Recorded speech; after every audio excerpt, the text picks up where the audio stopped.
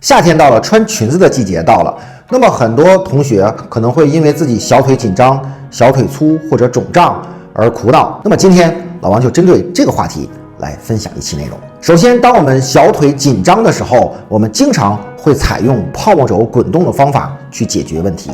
然而，泡沫轴滚动只能暂时缓解，甚至收效甚微。你的小腿紧张很可能是因为在你日常的行走步态中没有很好的激活或者运用这块肌肉，没有给它建立很好的发力模式。因此，在我们解决这类问题的时候，除了要解决紧张本身，还希望这块肌肉兼顾美观和实用的双重功效。那么首先，我们先从日常的步态来分析。在我们的日常步态中，我们小腿肌肉的作用是让我们的脚从背屈、足旋前的状态切换到直屈和足外旋的一个状态。也就是说，我们的后脚需要从足背屈到脚趾蹬地起身产生动力，从而形成我们步态的交换。但是我们很多人在实际步态中是没有这个功能的。那么我们今天就给大家带来一个练习方法，让你的小腿肌肉在解除紧张的同时，还可以让它在现实生活中更加的实用，久而久之可以让你的小腿肌肉变得紧致而美观。好了，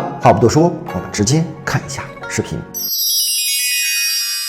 好，我们双手扶墙，保持脊柱的延展，让我们后侧的腿，也就是我们训练的腿，做一个宽伸的状态，或者向后的踢腿的状态。但是注意，不要过分的向后，造成我们腰椎和骨盆的变形。我们还要保持脊柱和骨盆的对位，相当于在我们最大的宽伸位就可以了。为了让我们在练习中找到大脚球和小脚球发力的感觉，我们可以在下面垫2个垫子。如果你没有垫子的话，也可以用纸巾来代替。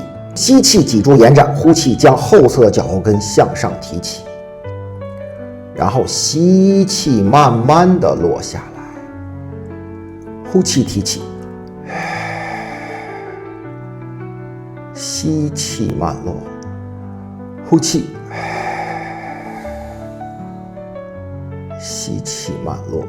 我们可以做10到15个每组，2到3组即可。注意在练习中要避免我们足跟的内翻或者外翻，也就是说往外或者往内的移动，始终要保持我们足跟的中立就可以了。